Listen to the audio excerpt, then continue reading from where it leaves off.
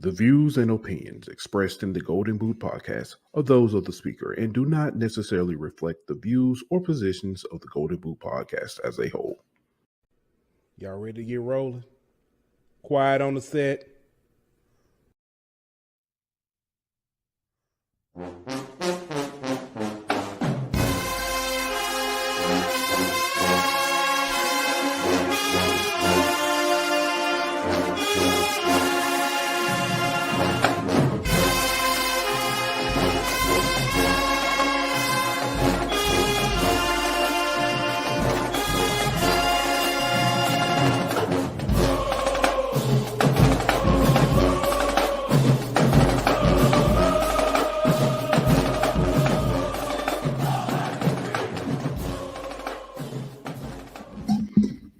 Hey, welcome back. Another hot episode of HBCU. It's your boy Poop Out. Got my man Ant Petty Murphy in the building. Good with you, my boy. What's good, my dog? Watching this game. Yeah. Listen, this weekend, shout out to Alabama. From tail swinging, you know what I'm saying? Folding, tail bringing, justice swinging. Players from down the way. It was a let me rephrase, because not everybody in Alabama had a good homecoming. I'll just put it like that. I'll leave it at that. We're gonna get to it though. The man who called it, we got him on tonight. Talk about this. But it was mixed emotions. Twitter has been in an uproar all day. Oh, also. If you filed your extension, today is the last day to file your taxes, so you might want to go ahead and get that out the way too, before you have more problems than homecoming. But yeah, man, you right ready to get to it? I know you is. I can see it in your eyes. You like, man, let's just get through. We'll get through that. You know what I'm saying? We'll talk about it. Just get through it. And I understand, man. I understand. We're gonna give a shout out to our sponsors over at Bet Online. It's written. I wish you could see your face. All right, man. We're gonna give a shout out to our sponsors over at Bet Online. BetOnline.ag. We'll be back in 1 minute. BetOnline.ag is your number one source for all your sports information, stats, news, and scores. Get the latest odds, lines, and player injury reports for this year's NBA and NHL playoffs. BetOnline is always your sports information headquarters. This season, we have you covered for all your sports wagering needs. We have everything from NBA, NFL, MLB, and NHL to golf, tennis, UFC, and boxing. BetOnline is the fastest and easiest way to get your betting info, including live betting options and your favorite casino and card games that you can play right from your home. Head on over to betonline.ag today or use your mobile device to get in on the action. Be sure to use the promo code BLEAV to receive your 50% welcome bonus on your first deposit. BetOnline, where the game starts. Man himself, who was at Tuskegee this weekend, was on the call for the magical upset. Listen, one of the smoothest voices in HBCU football, color commentary. I think that's how you say it. Color commentary. Never mind. Maybe I shouldn't say color commentary when we're talking about HBCU. But anyway, our man, Jamie Albie Score Walker is back in the building with us. What's good, Jamie? Hey man, what's going on, y'all? What's going on? But look, hey, Ant, what's wrong, man? What's wrong, brother? Cause you, I need therapy, man. Oh man. Listen, and I would, you know. Hey, listen, I'm petty. I wore my Alabama A&M shirt today. It wasn't necessarily a shot at you. Magic City Classic coming up. You know what I'm saying? You know, they're on a bye week. So coming up, well, you had 2 weeks to wear that shirt. But I did, but I wasn't gonna wear it next week because I didn't want to show favoritism. I'm wearing my Alabama State shirt. You could have wore it Thursday, you know. On Thursday. I'm wearing my Alabama State shirt on Thursday. So. Wore that today. Yeah, I mean, it still would hurt. Nah, not me. Whenever I wore it. So, But anyway, man, Jamie, what's good, man? It's gonna be all right. Man, what's good, y'all? It's been a minute. How y'all feeling? Man, I've enjoyed the weekend, Jamie. Ant started talking to me midway through Saturday. It wasn't because I didn't, I think we both had thought different about the game or how it was gonna turn out, but yeah, I don't know. We good though. Yeah, listen. I'm not shocked that A&M won. It's the fashion in which they won. Man, we're not even supposed to talk about this game right now. Okay, all right. Let's go ahead. Let's go to the other game then. Let's go to the other game. Listen, there was a game in the vet. And before we get started, I do want to say our condolences, our hearts, thoughts, minds, prayers are all with the Jackson State community for the tragic loss on Saturday. A celebration should never be like this, and we got to do better as a whole.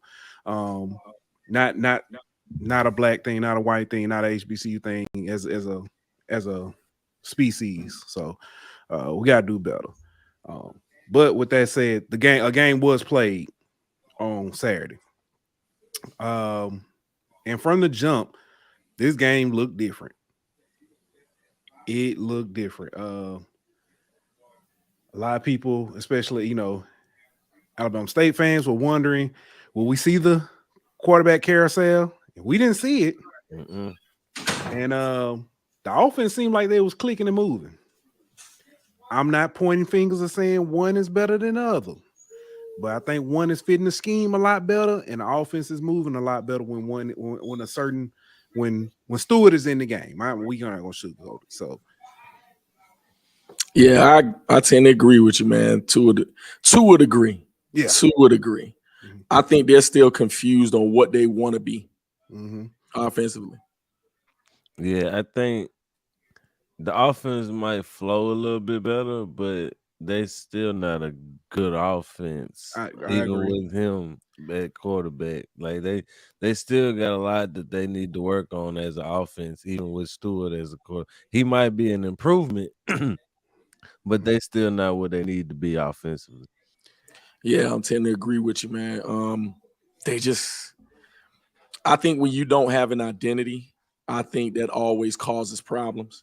You had Demetrius Davis in there initially, and of course they want him to succeed clearly for whatever reason, whatever people speculate or whatever, they want him to succeed. But I think it just comes down to at the end of the day, people got jobs on the line and stats need to be there, and just the fact that you need to win and you got a championship defense. So somebody that's a competent signal caller is needed, but you ride the hot hand, and it looks like that's what they're doing right now. But you don't know what they are as an offense. So just think if they had an offensive identity, what that squad could be in the SWAC East. It's funny. This team runs better under Stewart, but they've had more passing success under D. Davis. But the problem... go ahead. I was just saying, and the problem is that with D. Davis, there's not a lot of. Now Stewart's had some, saying like the was it FAMU game where he threw for like 300 or something. I think that was. So he's had success throwing, but it's just that we've seen Keyshawn break out under D. Davis and not necessarily under. So it's just ironic. It really is. I think that goes to coaching and play calling. And what you try to set up for different individuals and making that kind of curtailing that to what the strength of both the quarterback and wide receiver tandem is. I went to the Southern and Alabama State game, attended that game, and that's right, I saw you. Yeah, I'm bugging. I saw you there. And so looking at the way that was set up, and the way they set up stuff for Demetrius Davis, it was kind of like a power eye scheme. But when they threw the ball, they got chunk yards with it. So the stats do look a little bit better, and they're skewed that way. But they really did a lot to protect Demetrius Davis in the passing game. A bunch of, shifts and, quarterback runs and things of that nature. Right. So, I think they try to open it up a little bit more with Stewart, but it is funny the way you're talking about. The stats don't indicate what they're trying to do for each. Yeah, part of it is the way the defense is playing them. You know what I mean? Whenever you got D Davis in the game, they're loading the box. So you have more advantages on the outside to get some of those chunk passing plays. Great point. Yeah. Shout out to everybody in the chat. Dave, what's good, Dave? We got Down South Football. Renard, what's good? Zach, he brings up this point. Said Bubba proved he should have been SWAC Defensive Player of the Year once again. He's unstoppable. He absolutely killing people. Yeah. He's just, barring injury, man, there's no reason why he shouldn't be up there 1 or 2. You know what I'm saying, in Defensive Player of the Year. I agree. Yeah. On the other side, Jackson State. They did themselves no service. They gave Alabama State short field time and time again. I think in the fourth quarter, Alabama State started, I think at least their last 2 or 3 drives. They started their last 2 or 3 drives in the on the other side of 50. One was on the 35, the other was on the 49. So at that point, you gotta if you don't score, then it's bigger problems than who's at quarterback. Absolutely, man. I think they're just not in sync and still trying to discover who they have. When you're talking about the top FCS recruiting class, they have talent. They have talent all over the field. I think it's just a matter of, for as much as we want to give or crown JSU for being, what they've been the last 2 years, this is a fairly and freshly new made team. And so when you're talking about, who they have, you're talking about the kind of turnover that goes with a squad when you lose a coach. When you lose that amount of players, they're still trying to figure out who they are, up and down the roster. And I think that's another team that has, to a degree, on offense, an identity crisis. You don't know if they want to be a pass-happy team, whether they run whether they want to be a run-first team, which I think they are. I know at the beginning of the year they wanted to play with pace and, go fast. And I think you may not have the personnel to act, to do that all the time, and they're just discovering things. And I think in key pieces, they are still injured. So I think they're just not who they're supposed to be yet. And I think a lot of people and the expectations of this team, because they've done what they've done the last couple of years, I think the expectation is through the roof. This is not Deion Sanders' team. This is Coach T.T. Taylor's team, and he's building it in his image. And so when you look at the squad, they're still going to be highly successful. It's just not going to look like it's looked in the last 2 years. Yeah.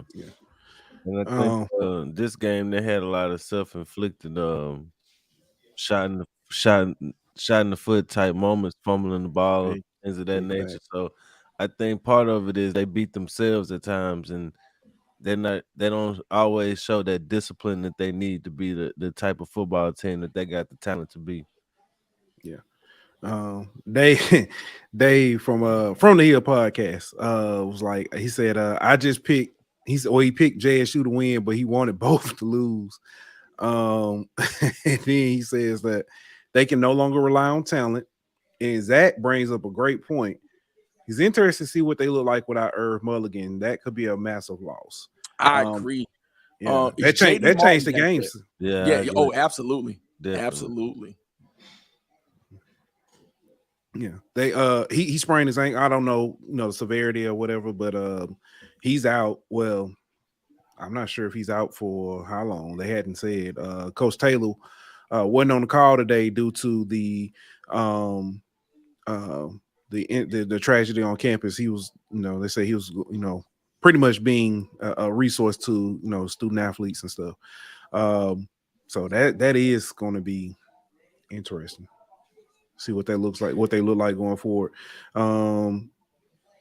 Jay White, he called it. A&M in the upset. He called it last week. I mean, he's an A&M fan, so I'm sorry, wrong game. My bad. My bad. I wasn't doing that. That wasn't on purpose.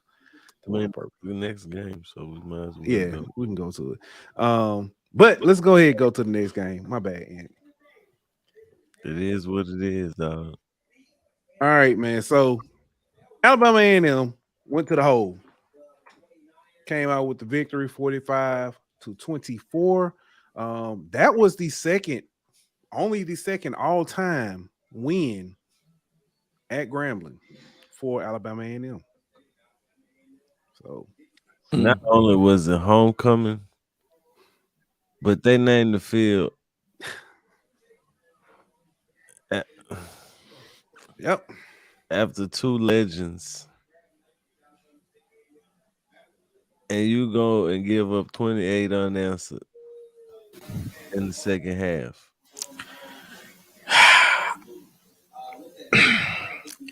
This is tough, man, because Grambling was my dark horse in the West.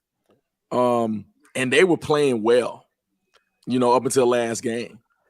Even in the Alcorn game, giving it up at the end, Aaron Allen and company, who's a gamer, who's an absolute gamer for Alcorn.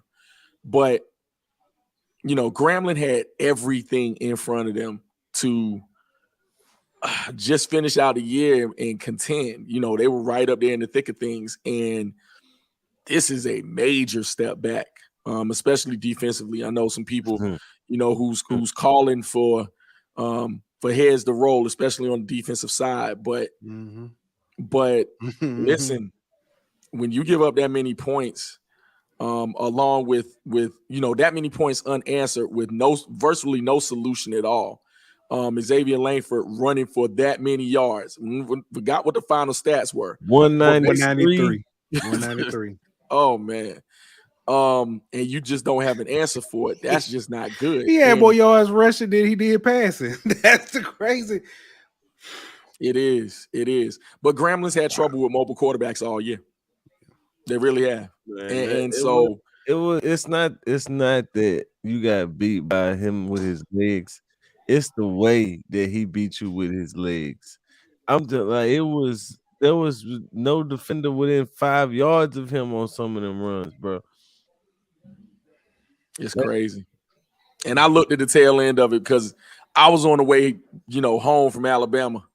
And and through the end of that, I kept switching back and forth between the Jackson game and the Grambling game. But yeah, man, it was it was rough because I'm shocked. First of all, I'm shocked at both of those scores. I'm like, wait, what's going on? Wait a minute, hold on. But the nature of how that happened, Hugh Jackson's got to do something. He changes have to be made. They just do, because I think that offense is prolific. I think Miles Crawley last couple of weeks he been kind of fickle with the ball as far as not taking care of it.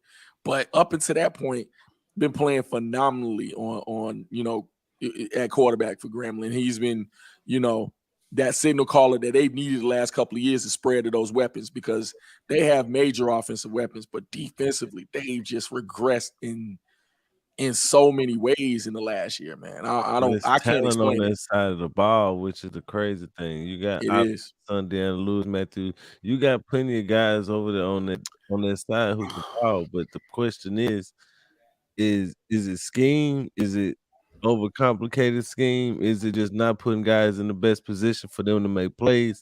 Like, you can't say it's a talent issue. Not at all. Yeah. They've done well. They brought in players who seemingly fit their scheme, and they are talented. So I'm not sure what's going through. Especially, you just got to think about something for a second.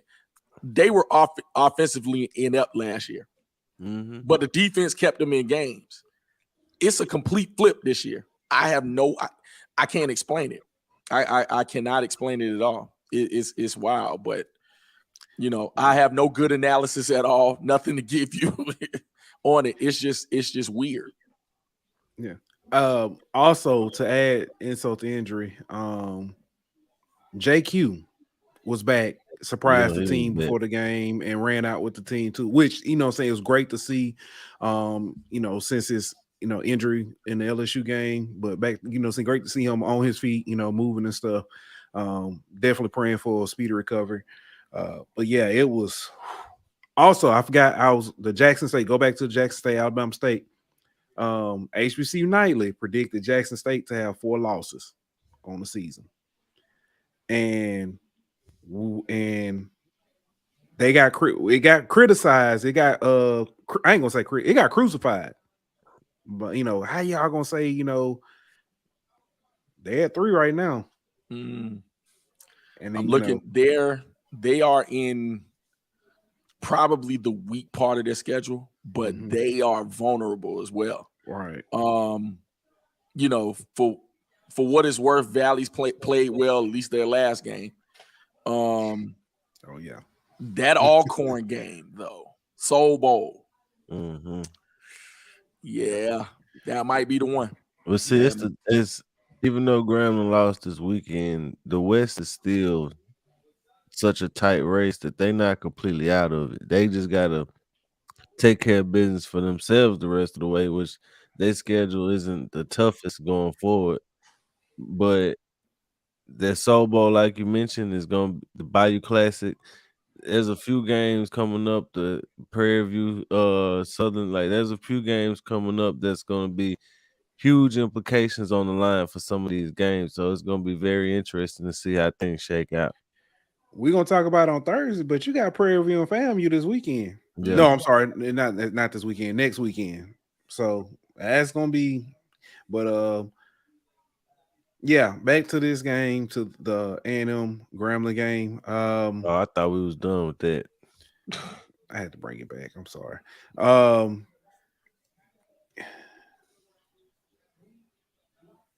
We were just talking about last week.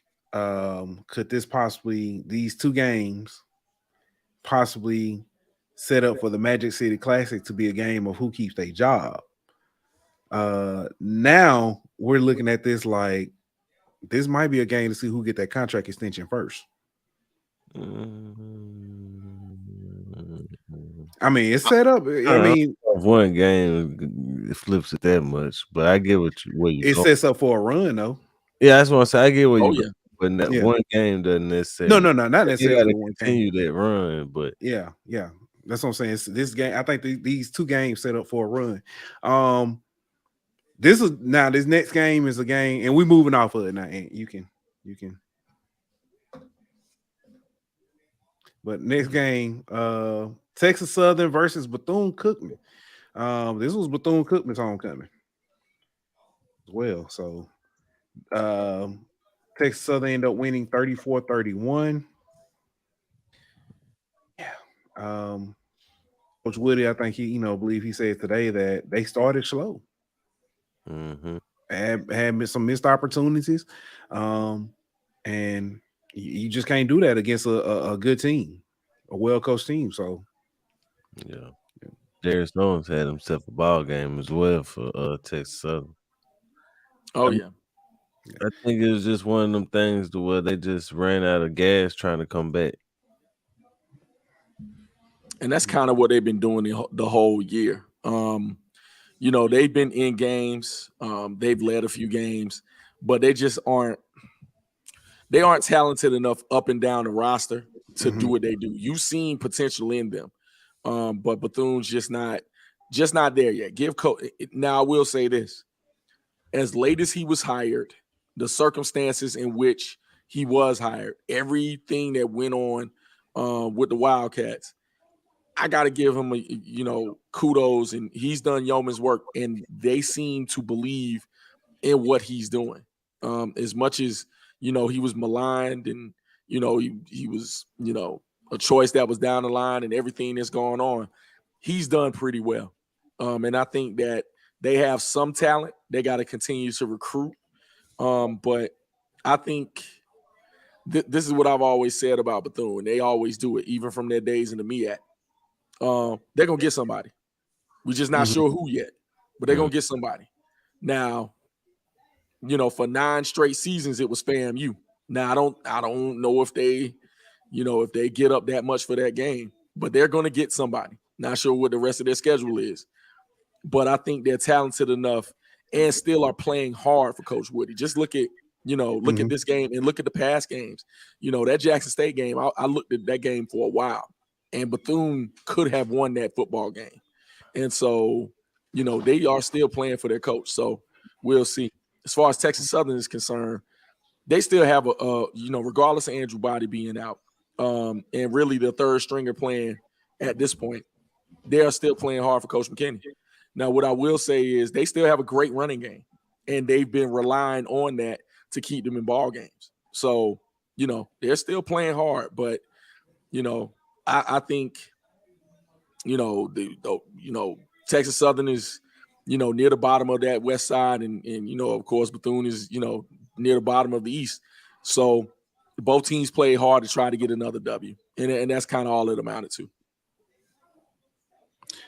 Yeah. This next game, I believe this was a homecoming as well. I could be wrong. Arkansas Pine Bluff traveled to Itabena, take on Coach Wade and the Delta Devils, and they had some waiting on them. Mississippi Valley got that dub, 42-17. Tygerian Williams, did I get that right? I think that's Tygerian Williams. He been balling these last 2 weeks. He put up, let's see. Last week he put up against Prairie View 227 and a touchdown. This week against UAPB, 19 of 29, 265, 3 tutties. Balling. Absolutely. True freshman. So you got another 3.5 years with this kid. Yeah. Yeah, and I've seen what they got coming. What they got coming in too. Some of the recruits they come. You know what I'm saying? A lot of P5 talent. You know what I'm saying? Transfers. So it's definitely Valley is building. They got a key piece already there. So yeah, they should. I mean, I love what they're doing. And I think other schools should, at this point, depending on what their record is, go to the youth movement. See what you have. See what you have in the rest of your squad. You recruited. Coach Wade recruited well anyway. He there was some eye popping going on when you saw who was coming in, who transferred in. Like, really, Valley? Okay. Okay, we see what you're doing, Coach Wade. So go ahead and play some of that talent. Go ahead and get it done. And I think I'm more disappointed in Pine Bluff than anything, though, because I think they played some squads well. They played Tennessee State well. They played A&M well. You know what I'm saying? So they played Tulsa well. Yes. Score don't reflect it, but yeah. No, but yes, they played them well. So they seem to be regressing as well, just not playing well at the right time. And as much as I like Coach Hampton, he has to look inside that team and see who they are. So, probably more disappointed in them than I am, glad that, Coach Wade got his win. But I fully expected that to be a closer game. The way that score ended up being, I'm like, okay, what in the world happened? So I think Coach Hampton has to reach inside his team and see what's up. It's great, the positive vibes that he gives and, the speeches and things of that nature. But what is your team at this point? Yeah. Before we leave Valley, and because I was going to talk about UAPB real quick, Ron Jab Williams says Valley will beat Jackson State. I might would have laughed at you last week or the week before. I'm not going to. I would be surprised, but it wouldn't be like jaw-dropping surprise. So at this point, nothing against Jackson State. It's more about Mississippi Valley at this point. I know Jackson State is also banged up. So yeah. By Pine Bluff. Pine Bluff played probably every quarterback they got on their roster this past Saturday. Let me go to that game and bring it up. Because when I was looking, they played 4 quarterbacks. 4 quarterbacks. And it was, let's see, 29 passes, 175 yards between all 4 quarterbacks. Now running game was on. It was they ran for 234. So, but yeah, it's like they can't find anything. And I think we thought they had their quarterback found with Jalen Macon. Yeah. So we'll see. They got to establish an identity, man. I think, these new coaches coming in, I think regardless of how successful they've been, I think there's a reoccurring theme with new coaches in this way. They got to find out who they are. And I think they just got to continue going with that process. So I think, Pine Bluff, I think they're in a better position than they were with, interim coach, Don Treadwell, transitioning to Alonzo Hampton. I do think they're trending upward, but they still have to find out who they are. And I think go to the youth movement. Just it's time. You don't have any hope of winning the West. You don't. See what you got. Yeah.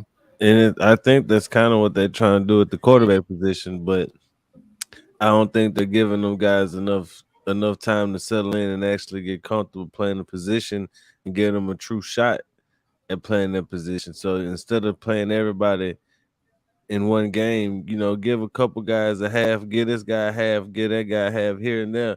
That way they can settle in, get comfortable, and actually show you what they're working with. But I think they are, like you said, they're trending in the right direction. I think it's just going to take a little bit longer because they're trying to find out what they got and who they really are. It's not like Valley where they got their young quarterback of the future. You know what I mean? They got the pieces. They know who they are going forward. They just got to work on that. UAPB still trying to find it. For sure.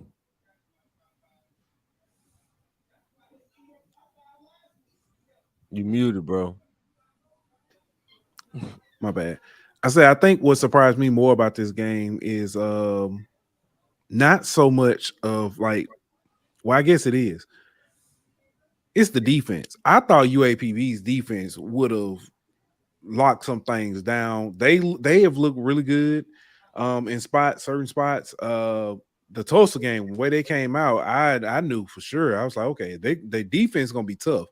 But I was more surprised they gave up 42. That was 35 because I know one was a pick six. Yeah. So that was surprising to me. Next game, another homecoming. Lincoln of California. Everybody's punching bag. Travel to Baton Rouge to take on Southern. Southern got the win. It was 45-18.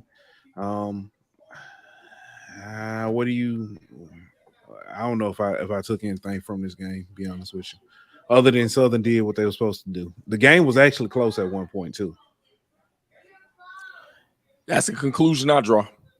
I didn't even, waste time giving it much, of a look. Right. Because Lincoln to California is just trying to get established. They remind me of Virginia Lynchburg of the East Coast. Yeah. You know what I'm saying? They just, trying to get on, trying to get their footing, things of that nature. So Southern did what they were supposed to. Yeah. I actually, when you said they remind me of something, I thought you was going to say Bishop Sycamore. And that's what I thought you were going. But no. Another game. Prairie View took a beating from Crosstown Houston Christian, 30-0.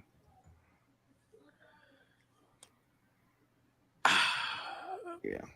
I don't know what to say except just regression, man. Prairie View was one of those squads that you thought was okay, y'all trending upward as well. You're right, and you still are in the thick of things in the West. But to get beat, like that, it wasn't even close. There was never ever a point where you thought they were in the ball game is very disappointing, I think. But it could be a blessing in disguise for them going into the rest of SWAC play, because they got to go got to take on FAMU. They got to go to Bragg. And there's a few more games they got to play to solidify the West. So maybe it's one of those lesson games that you can kind of, learn from and keep your team focused going forward. Yeah, they still got a lot to play for still in front of them. So you got to try to make sure you don't get too far down. You still keep focus on what's in front of you. You still in the contention for that SWAC West. Big games coming up for you. So that's one of them, burn the tapes and try to forget about it as soon as you can and move on to the next game. Yeah. Coach McDowell had to answer the question today about how bad they've looked when they play out of conference teams, whether it be FCS schools or when they played SMU. They've looked terrible. I mean, it's no sugarcoating, it's no nice way. Prairie View has looked absolutely terrible. I think the point differential was like 107 to 16 or 17, something like that. It's and then even when you take out like the FBS game they played, it was still like 75 to whatever, and it's bad. Jekyll and Hyde, I don't know. So sticking with the theme of Jekyll and Hyde, Howard took on Harvard. And that was shocking. It was absolutely shocking, because last week they played Northwestern and almost beat them. You know what I'm saying? A Big Ten team, now granted it's Northwestern and they've been through a lot of controversy this year. Yeah. As far as their coach and things that, but it's still, quality talent that's up there. So, Howard absolutely took them and could have won that ball game. Howard also has taken on the likes of, I think, either Eastern Michigan or Michigan State, Eastern Michigan. And they almost beat them. Yeah. Almost took them. So to come up, in a game that you really, there was a few people that predicted that they would win this ball game. Just based on other things that they've done and just the talent they have. But it goes to show you, if you look up and down that roster, they have great running backs. Ian Wheeler, Eden James, Jared Hunter. They have great running backs. The thing that's always been the Achilles heel when it comes to them is the quarterback play of Quentin Williams. And whether or not you're going to see good Quentin or bad Quentin. If he plays well along with that running game, they do well, and they've had a formidable schedule. They've taken on the likes of really good teams, but when he plays well, they do well. When he turns the ball over, they don't do well at all. And Harvard gave them something. Harvard's not when you're talking about FCS level teams, they're one of those squads that always are up there. Those Ivy League schools play really good ball, regardless of the academic components and things of that nature. They play good ball, and so everyone thought they would win that game or at least be competitive. It just didn't come out that way, and that's another team that will regroup, because now you're in the MEAC sprint for the rest of the year. So we'll see what they look like. Yeah. For reference, for context, Harvard is number 18/19, depending on which one you look at in the FCS. But the Ivy League, like the MEAC and SWAC, they don't. Well, MEAC and SWAC, at least if you're not the champion, you can still qualify. Yeah, there's a possibility. But yeah, the Ivy League doesn't do FCS playoffs, so. Which that might be interesting considering. I would love if I could, magic wand make things happen. I would love to see North Carolina Central and Harvard in the FCS playoffs and see how they would do. But if Central does not win the MEAC, they absolutely deserve to be in the playoffs. There's no question. If for some reason they don't get in the playoffs, they falter against, because against a conference rival, you just never know what's going to happen. Yes, they're the expected champion, and they definitely, are the front runner as far as I'm concerned, as far as what they've done so far this year. But if they falter, they absolutely have the resume to be in the FCS playoffs. No question to me. Yeah. Next game on the docket. This one be quick. Tennessee Tech versus South Carolina State. Tennessee Tech won 28-7. This game was actually Tennessee Tech scored 21 unanswered. Bad loss. Yeah. I love everything Buddy Pugh has done, but for like humane reasons, I want to see this over with. This season be over with, and he can ride off because it's more tainting his what you call it, and then helping at this point. Next up, Norfolk State versus Tennessee State. Tennessee State got the win 24-17. This is a Tennessee State homecoming. So yeah, so big for them. Huge, man. Give it to Norfolk State being able to come back again, but didn't, fell just a little short. Yeah.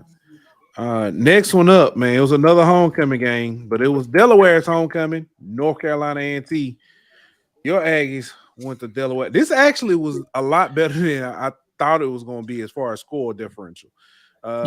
Delaware got the win 21-6. I am going to be completely honest. I thought this was going to be like a 45-14 game, something like that. Well, it was close, man. Up until the end. 31 yards passing again for the Aggies. Hadn't thrown over 100 yards in a game this year. That's tough. Yeah, it is. It is. They are, as far as the passing game is concerned, very inept. Can't do anything in the passing game. But 2 red zone turnovers by A&T did them in. Delaware didn't do too much. The conditions, I think it was rainy conditions for both teams. I want to say Delaware didn't throw but for 55 yards themselves. Ran the football effectively and played good defense. But A&T had an opportunity to win the game. But again, when you fumble the football, those are the kinds of things happen. But they have to go back to the drawing board when it comes to offense in general. They have quality running backs, quality skill position players, but the receivers and the quarterback, and really just that offensive game plan in the passing game especially just has not been what it needs to be. So I expect to see some changes in the offseason with that in some form, whether it be coaching changes, philosophy change, we'll see. But hey, man, still tough sledding in the CAA. Yeah. Staying in the CAA, Hampton took on Monmouth. Monmouth got the win 61-10.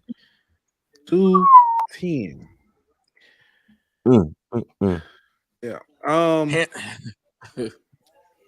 That Jekyll and Hyde. That's I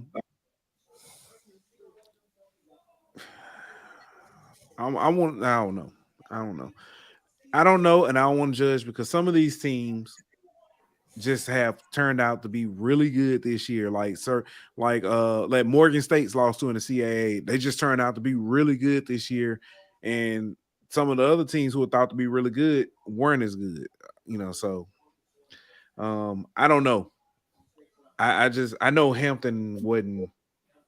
No, they weren't what they. They got the ball ran on them. Yeah, they got the ball ran absolutely down their throats. And for as much as Christopher Zealous, the quarterback for Hampton, is really good and really instant offense, both in the passing and running game, because he will run the football. They're Jekyll and Hyde, man. It's the same team that lost to Norfolk State. You know what I'm saying? I mean, they're just up and down. They beat Grambling. Grambling had an opportunity to beat them.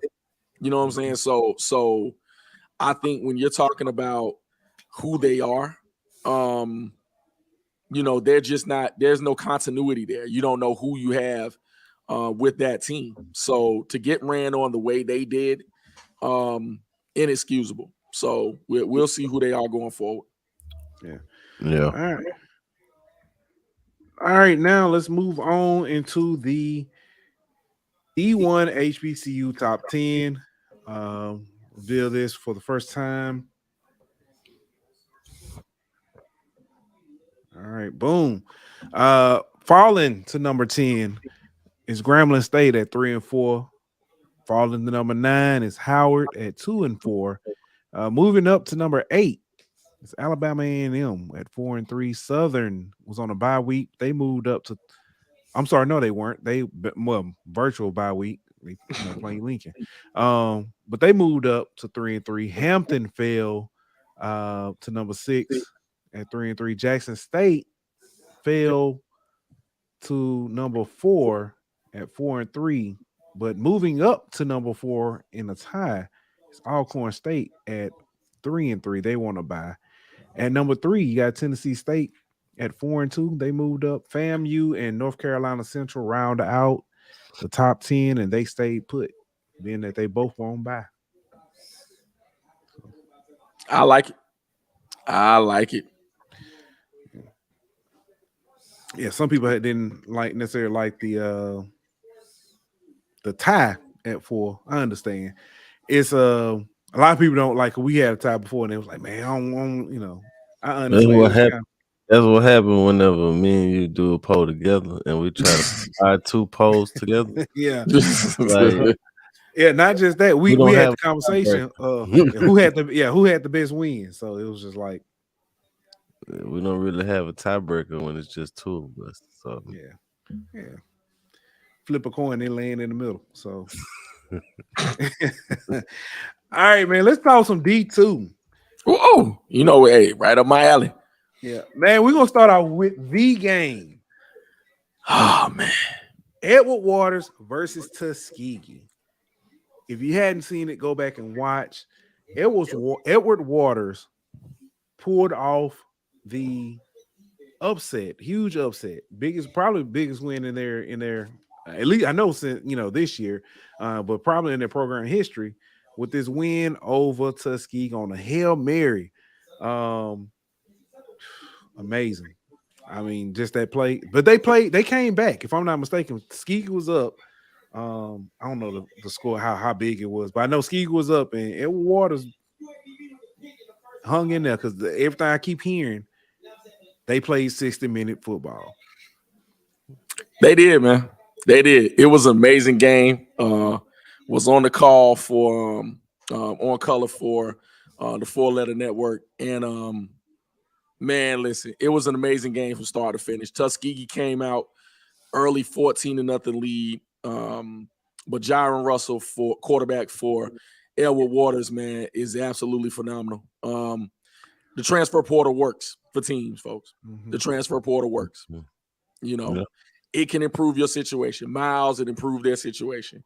Edward Waters, it improved their situation instantly. These D1 teams, for some of them, they improved their situations.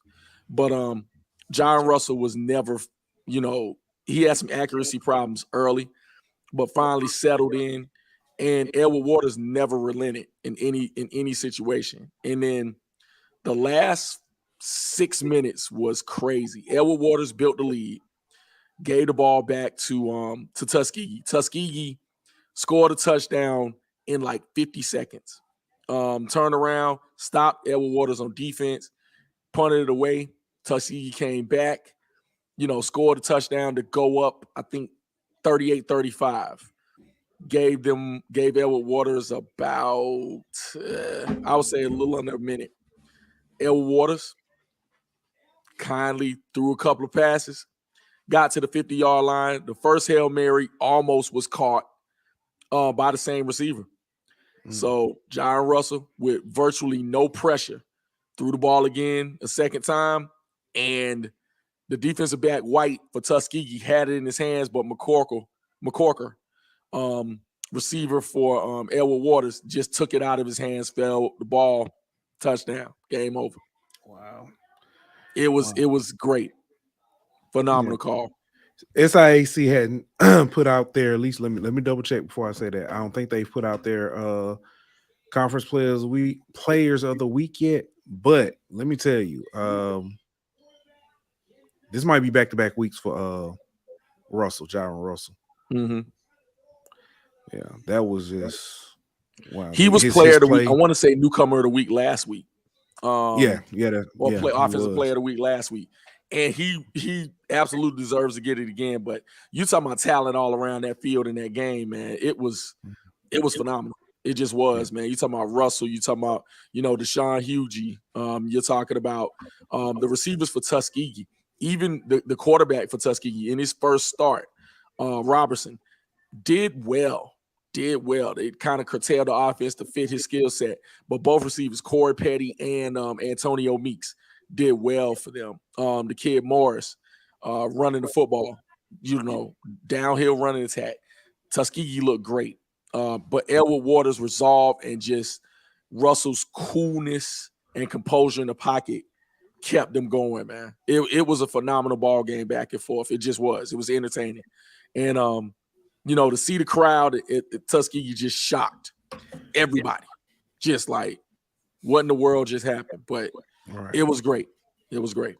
Yeah, at least another school got their homecoming spoiled. It's a bunch of schools that got their homecoming spoiled this weekend.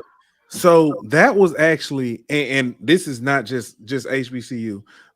That was the second Hail Mary to win a game last week. And then because it was Houston over West Virginia, the Tuskegee, and then Boise and Colorado State. So like all these games were so good, so close, and it was amazing games. This next one, I didn't think it was going to be as close, but Miles took on Morehouse. And Miles ended up winning 36-22. Mm-hmm.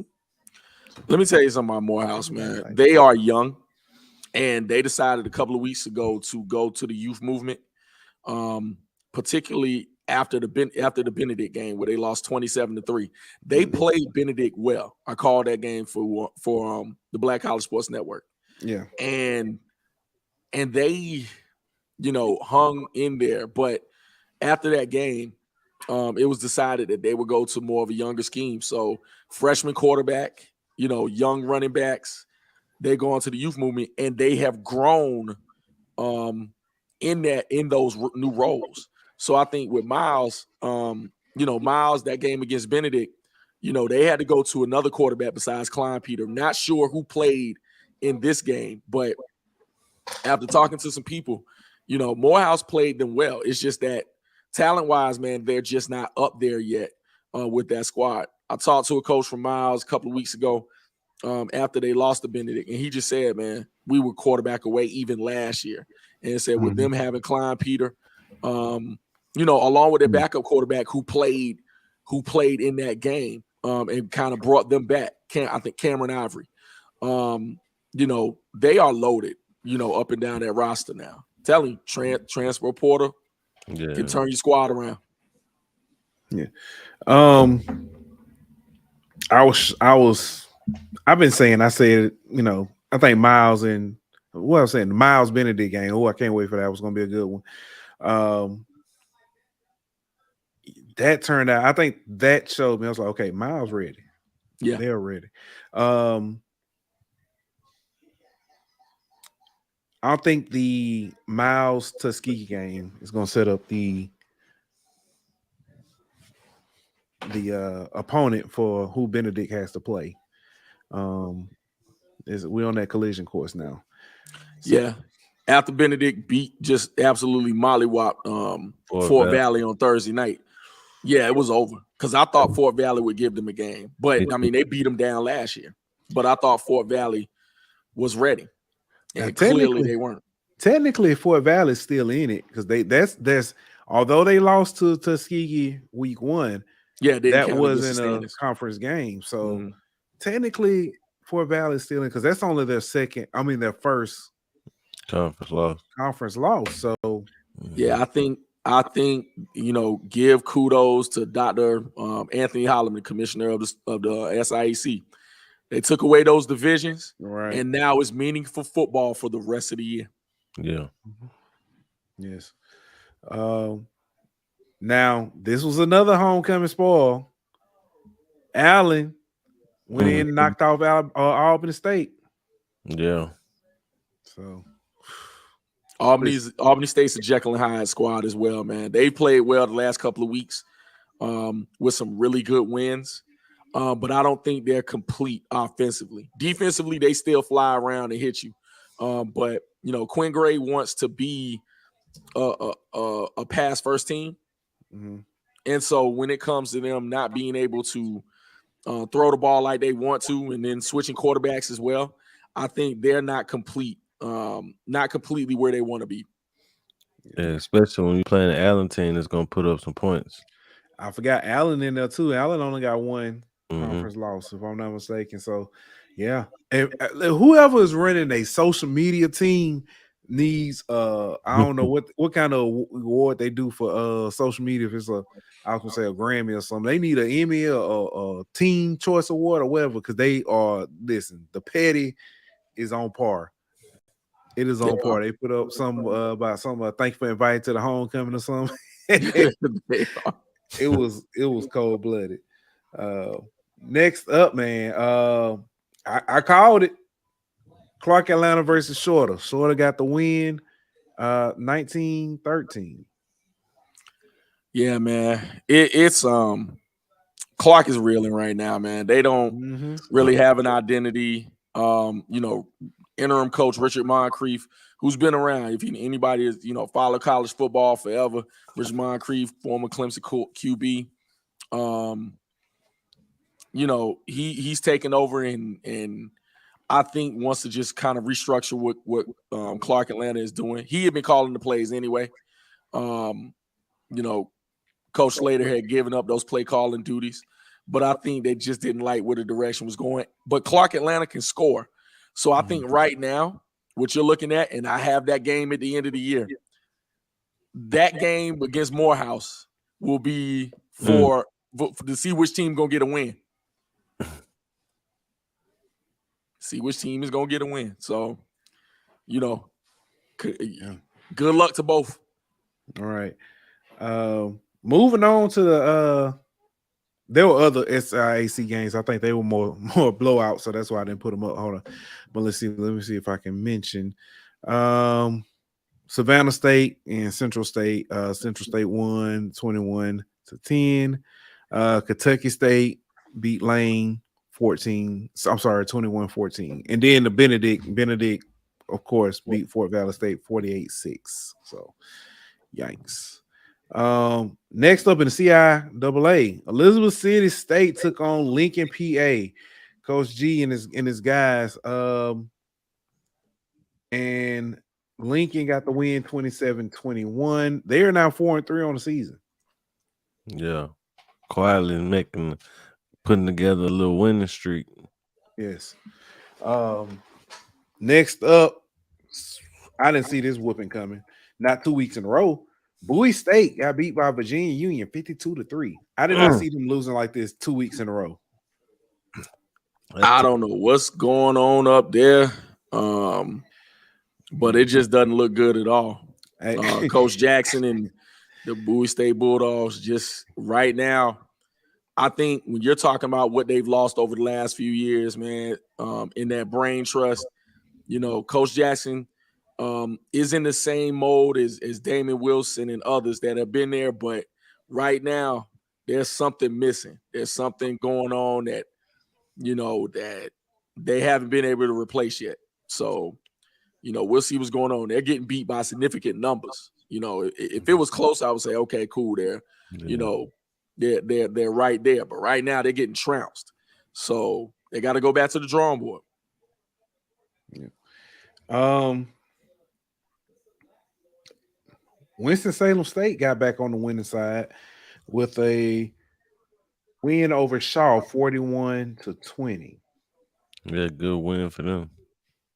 Absolutely a good win, man. You got to talk about that program who's been down in the dumps for the last few years. So, Coach Massey and the crew, you know, they're starting to play a little bit better. Really, the South in general is playing better ball. The CIAA South looks a lot better than it used to be. And so, you know, the likes of Winston-Salem, Livingstone, John C. Smith, really that whole conglomerate, man, they're starting to play a little bit better ball. And so, you know, good win for Winston-Salem State because, quite honestly, you know, people thought they would just, you know, push over, go just be horrible in the South, yeah, fire the coach. That would be the end of it. But they are playing a lot better than people thought they would. Yeah. They the fighting Stephen Gaithers this week. Oh yeah. They've been to Stephen A. Smith for 2 weeks. So, all right. Next up, we had Bluefield State. Man, Coach Colton took on Virginia State, and this was actually a closer game. Man, I thought 39-23. Yeah, man. So, Coach Colson, man, is the boy is tough. Yeah, they are. They are. I think it's just a matter of them, you know, being back in the CIAA full time. That North, them being in the North is so, you know, you a new team, and you know, you get put in the toughest division, which is so interesting. And you know, I've heard even Steven say this before. It should be CIAA East and West, but yeah, man. I mean, you got a lot of good teams up there. So he's taking his licks this year, but Coach Colson is very capable. It's just a matter of them recruiting and just getting on good footing. I think they'll be fine, but yeah, you know, they've been taking on the chin the last couple of weeks. So I completely agree. You know, they'll be just fine, I think, going forward. Completely agree. Yeah, they are. I really like their resilience. They may not necessarily win every game, but they are in most games. So next up, Livingstone versus Fayetteville State. Fayetteville State got the dub 19-14. I like Fayetteville State, man. Because I think they're resilient after playing a tough early schedule. I love the fact that they're winning close games. They're the only one that beat Virginia Union. And so I still, you know, keep them up there with some of the best, even though, you know, this may not be the Fayetteville State teams of old, but I still think they're fully capable of winning. Winning the South right now. They're still in the thick of things, but that game coming up against John C. Smith will be interesting. Yeah. I thought they were, because they, you know, they had some big, well, I say big wins. Now I don't know how big it was. Over Bowie State. Bowie State was if I'm not mistaken, Bowie State was undefeated at the time, and they beat Bowie State, gave them their first loss. And then Winston-Salem. So I thought Livingstone, I mean, I know how they started. I know, you know, they were 0-4 before you knew it. But they started turning the corner. I thought they had picked it up. So that's what, at least for now. Let's get back to that is it. The other score, Johnson C. Smith beat St. Augustine 14-6, and that's it. So that rounds Which that is out. interesting. I'm gonna give props to the St. Aug Falcons. You know, there's some stories that's coming out. You know, they recently fired their coach, and they got some things going on right now that needs to be addressed when it comes to that program in general. So for them to come out at least fighting, you know, kudos to them. You know, a loss is a loss, but you know, if you need to see what's going on with them, hey, do some digging and you'll find out. An article just came out. HBCU game day addressed some of it, and they got some issues. Let's just put it that way. That coach, when is his first year? Yes. They've had, I think, 4 coaches in the last 5 years. Jeez. So all right. Now, man, we got the conference players of the week. Right now, I think it's only the SWAC and CIAA. Before I say that, let me double check one last time to make sure the MEAC and SIAC have not put out theirs. Let's see. No, for the SIC and MEAC is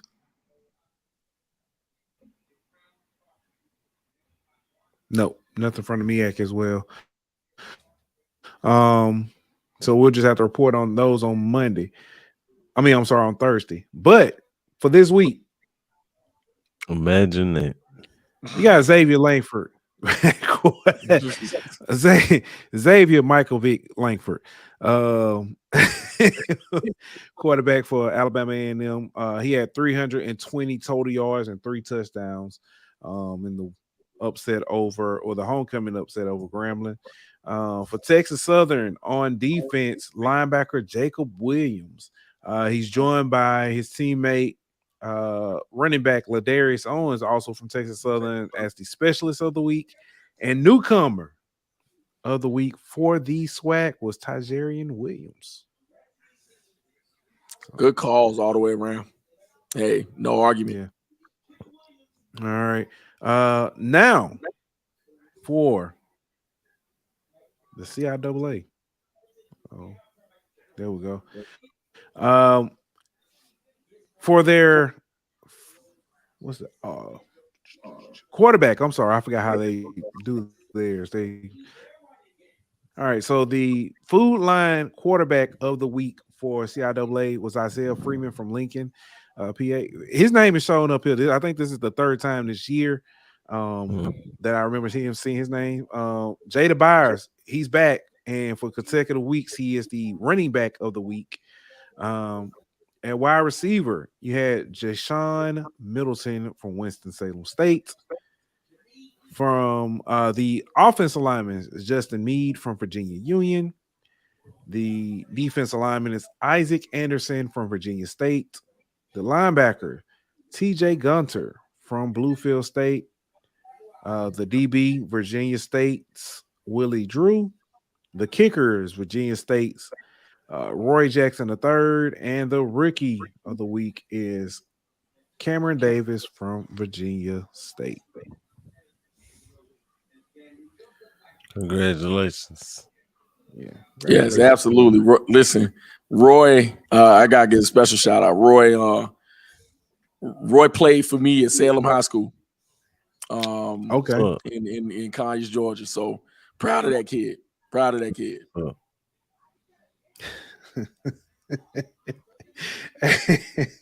And they white. That's it. I'm not even responding.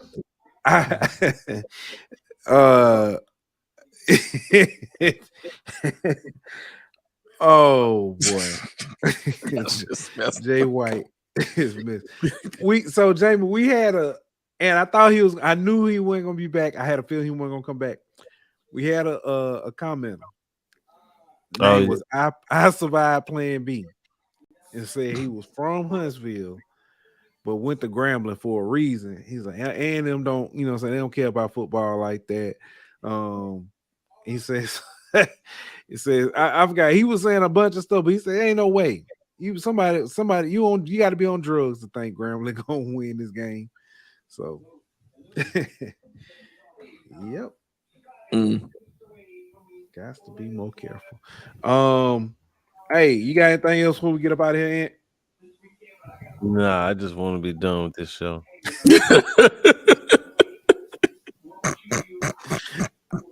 I know. It's gonna be all right, but man, it's gonna be all right. You're right, because it's over. Listen, I felt the same way. Talked about it. We done talked about it. It's good. I can get it now. I felt the same way when A&M lost to Jackson State, because I had said, yeah, they're gonna take over. So they're gonna be second place in the East. They can possibly play for the. Yeah. It was just like I look bad. But it wasn't homecoming though. At least y'all school throws for over 100 yards a game. So man, listen, it happens, man. You got a point. Oh boy! All right, Jamie, tell the people where they can find you. Oh man, you won't find me anywhere this weekend. But the next game I will call will be on the 4-letter network again. It will be Morehouse and Kentucky State. So you'll find me there. You can always find me on Twitter at SportVoiceJW. SportVoiceJW. All right. All right, and we can get up out of here. All right. We'll get up out here. We'll be back on Thursday. We'll have the rest of the players of the week. We'll have, previews to the other games. And if we have any other news, we'll put it out.